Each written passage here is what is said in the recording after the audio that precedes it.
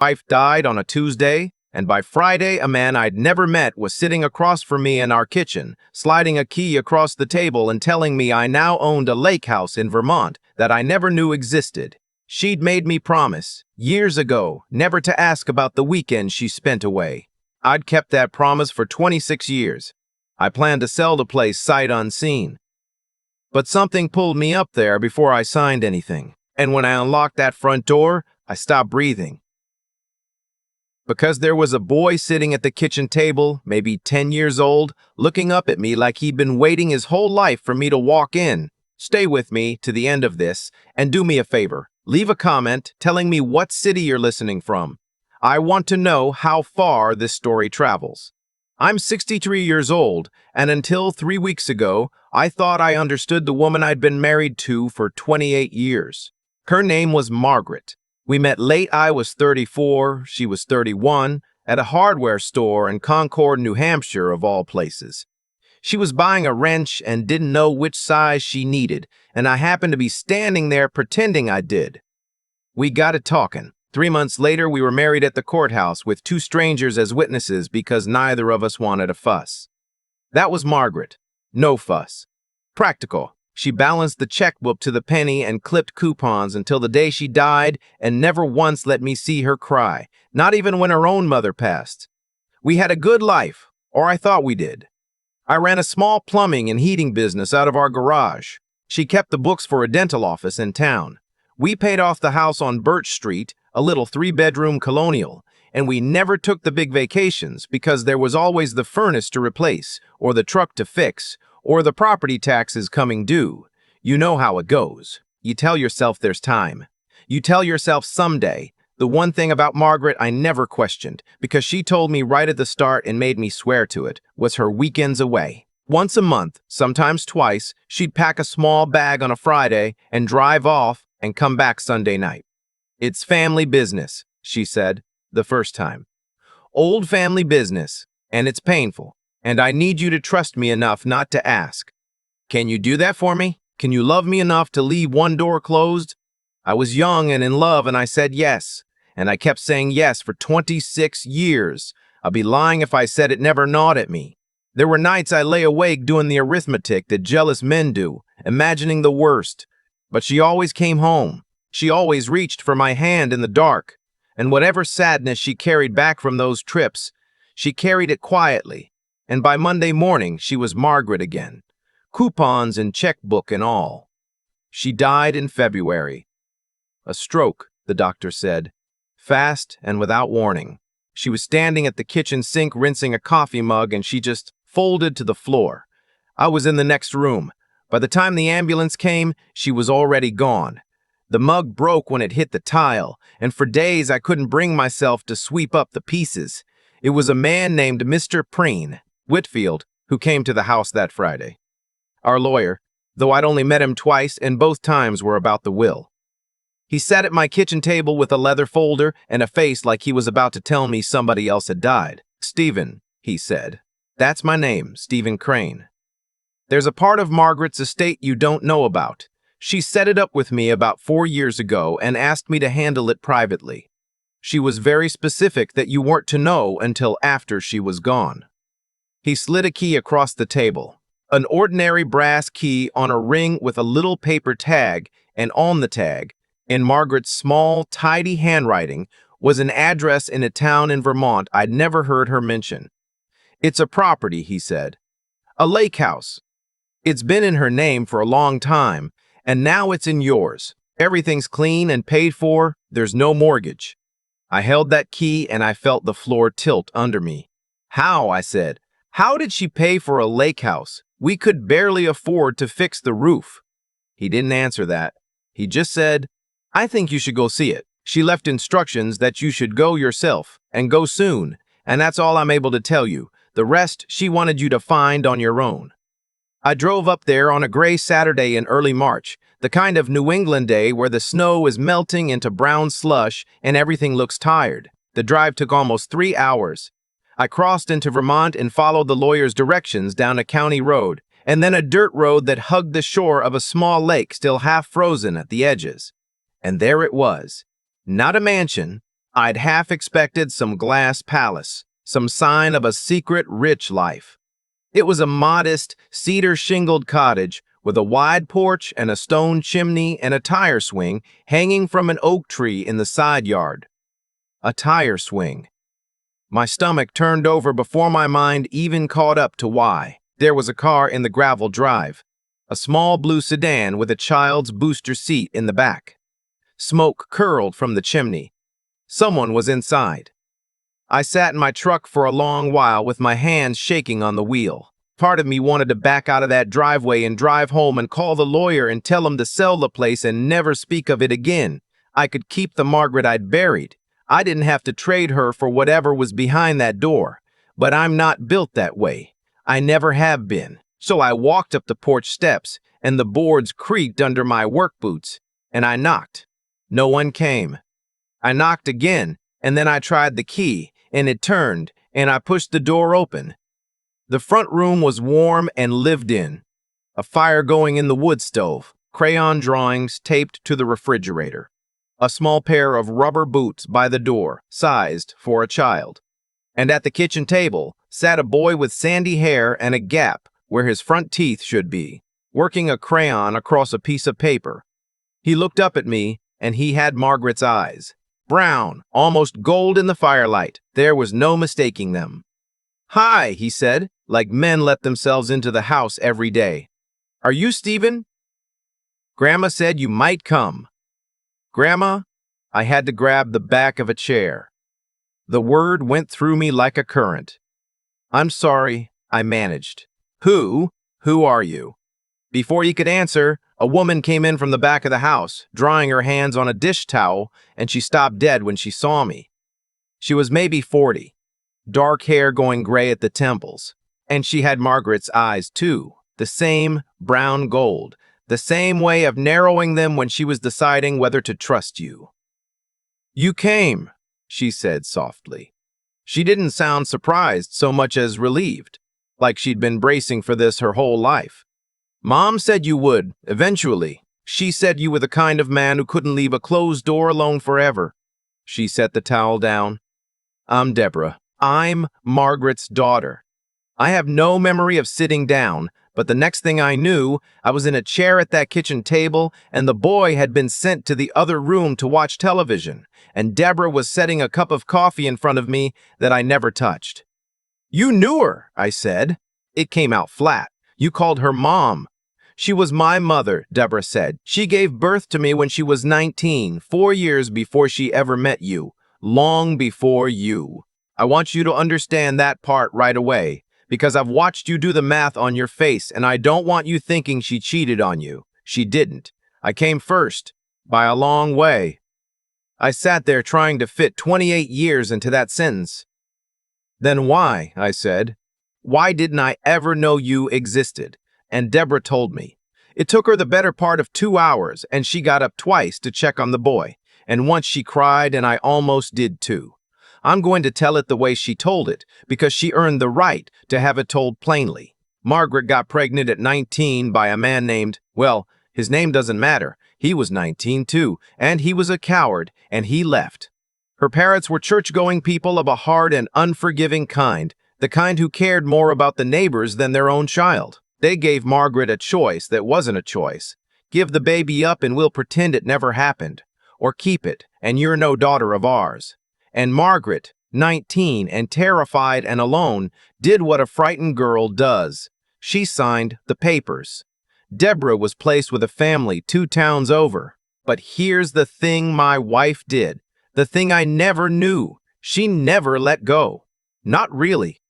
As soon as she was grown and on her own feet, she found out where Deborah had gone. She couldn't undo the adoption. Deborah had a family, parents who loved her, and Margaret wasn't going to blow up a child's life to soothe her own guilt.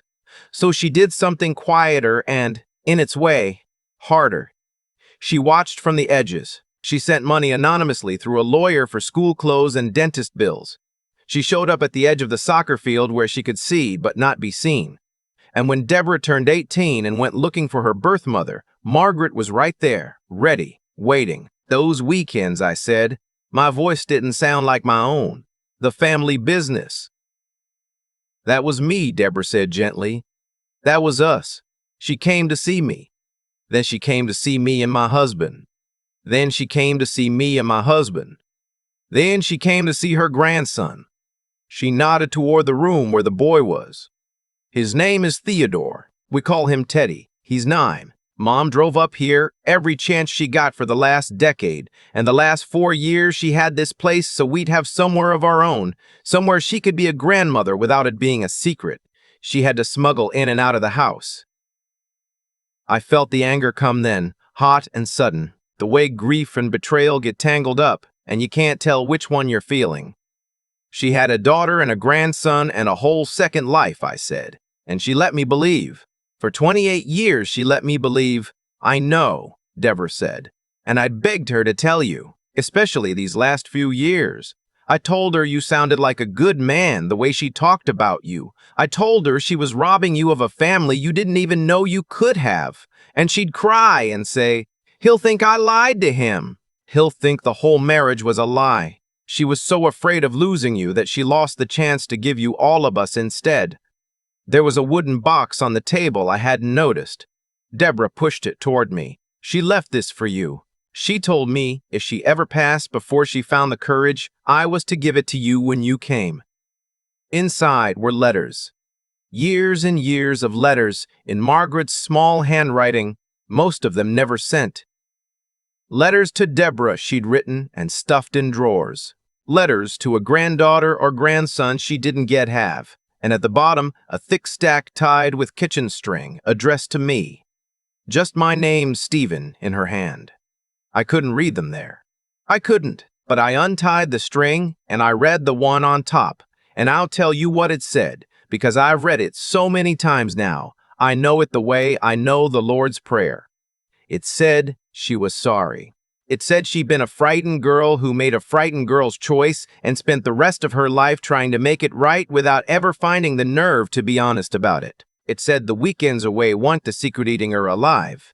The secret was that she had a whole world of love she was too afraid to share with the one man who'd given her nothing but trust. It said, I kept one door closed in our house for 26 years, Stephen, and I'm ashamed to tell you it wasn't to protect you. It was to protect myself. And the cruelest part is that behind that door was the very thing you always wanted. A family. Children. Grandchildren. I had it the whole time, and I was too much of a coward to walk you through. And then it ended with one line that took the legs out from under me. It said, for Stephen, who deserved the truth and got my silence. I'm sorry. I am so sorry. I sat in that little lake house and I wept like I haven't wept since I was a child. 40 years of holding it together, and it all came down at once. Deborah came around the table and put her hand on my shoulder.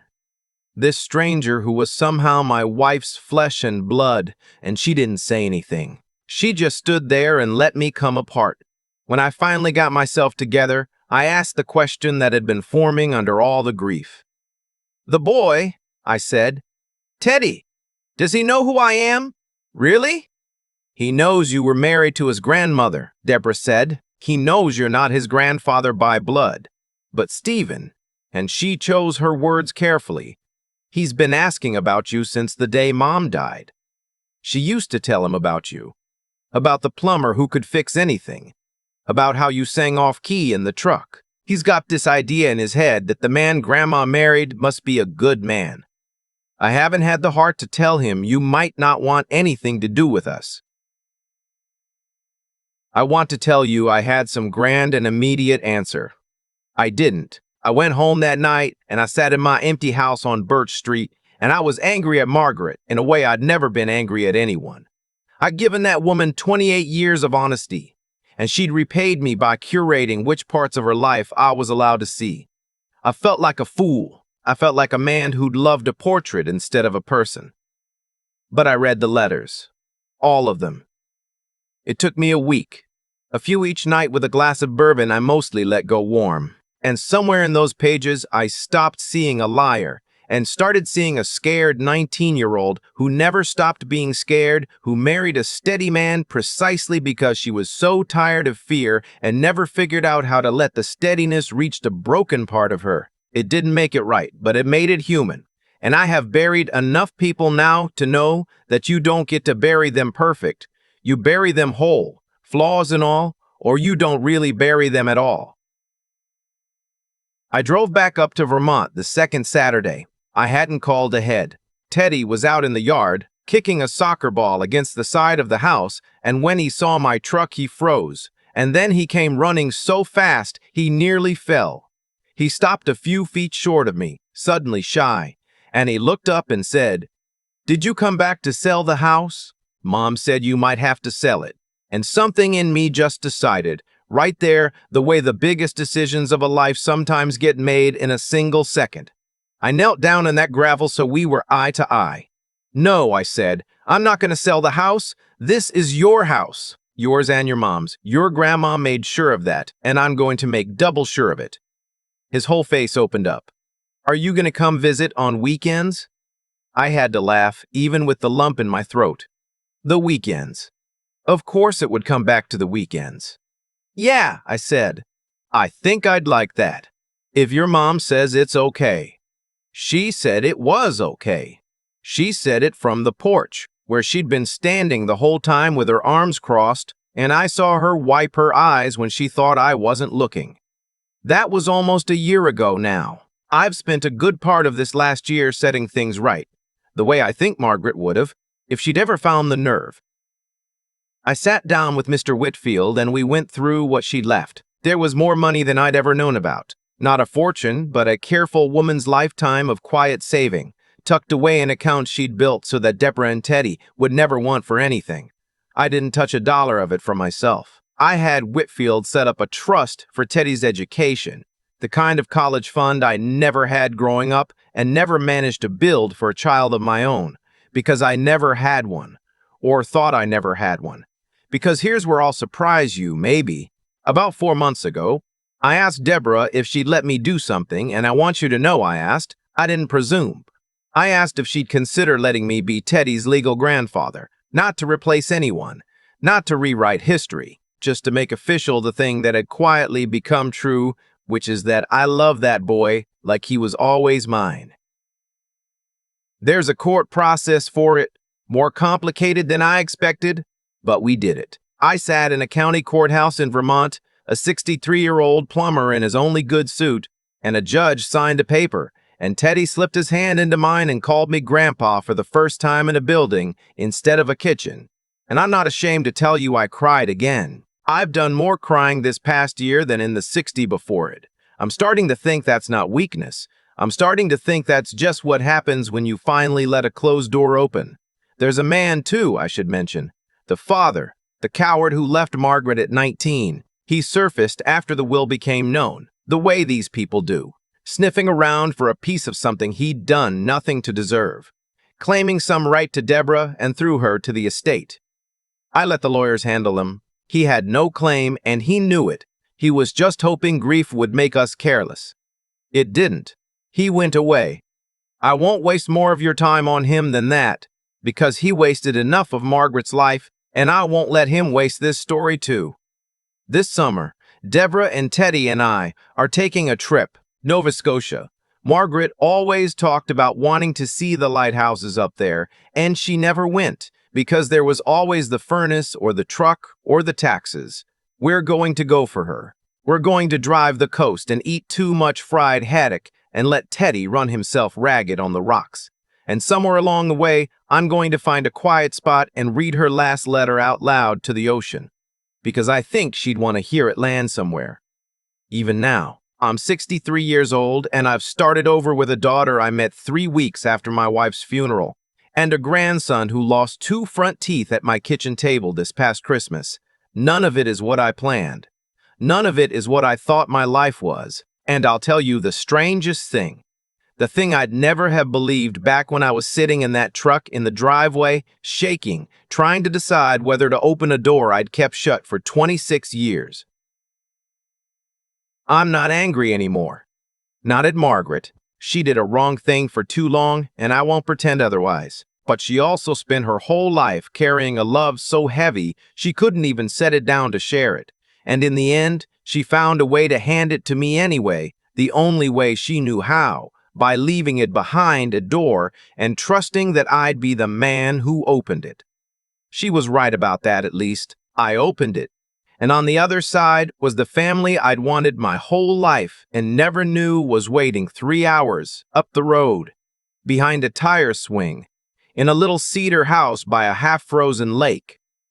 Sometimes the people we love hand us the truth too late to thank them for it, and sometimes the only way left to forgive them is to take the gift they were too afraid to give while they were alive and carry it the rest of the way ourselves. I've thought a lot this past year about that key, and about how close I came to never turning it. I almost sold that lake house sight unseen. I almost let Margaret stay buried as a portrait instead of a person. And the only reason I didn't is that something in me, some stubborn old habit, refused to leave a closed door alone. I'm glad now I was that kind of man, because everything that came after, Deborah's hand on my shoulder while I cried at her kitchen table, Teddy slipping his fingers into mine in that courthouse, all of it grew out of one small choice to face a thing I was afraid of instead of driving away from it. That's the part I keep coming back to. Margaret made one frightened decision at 19 and then spent 40 years letting the fear of that decision make every decision after it. She had all that love and nowhere safe to put it, so she hid it behind a door and called it family business. And I understand now that her real tragedy wasn't the lie. It was that she let fear cost her the very thing she wanted most, year after year, until there was no time left to fix it. Cause and effect, plain as plumbing. You bury a truth, and it doesn't disappear. It just waits, and it grows heavier, and someone else ends up carrying it. If I've learned anything worth passing on, it's this. When life hands you a hard thing, you owe it to the people you love to be honest about it, even when honesty costs you something. Maybe especially then. Margaret couldn't, and it nearly cost all of us a family. Be braver with the truth than she was. And use your head, too. I had every right to come home from that lake house and let my anger run the rest of my life. Instead, I sat down with those letters and I made myself understand before I judged. Understanding is harder than blame. It takes more out of you. But it's the only thing that ever got me to the other side of that grief. And then there's the simple matter of not quitting. Of getting back in the truck the second Saturday when it would have been easier to stay home and stew. Of standing in a courtroom at 63 in my one good suit because a 9-year-old boy was worth the trouble. Nothing about this past year was easy, and I'm a tired man most nights. But I'd rather be tired from building something than comfortable from walking away. I'm 63 years old. I lost the wife I thought I knew and found a daughter and a grandson I never knew I had. And I'll tell you what I tell Teddy when he asks why I drove up that day. I tell him the bravest thing a person can do is open the door anyway. Not because you know what's behind it, but because you'd rather know the truth and carry it than be comfortable and alone.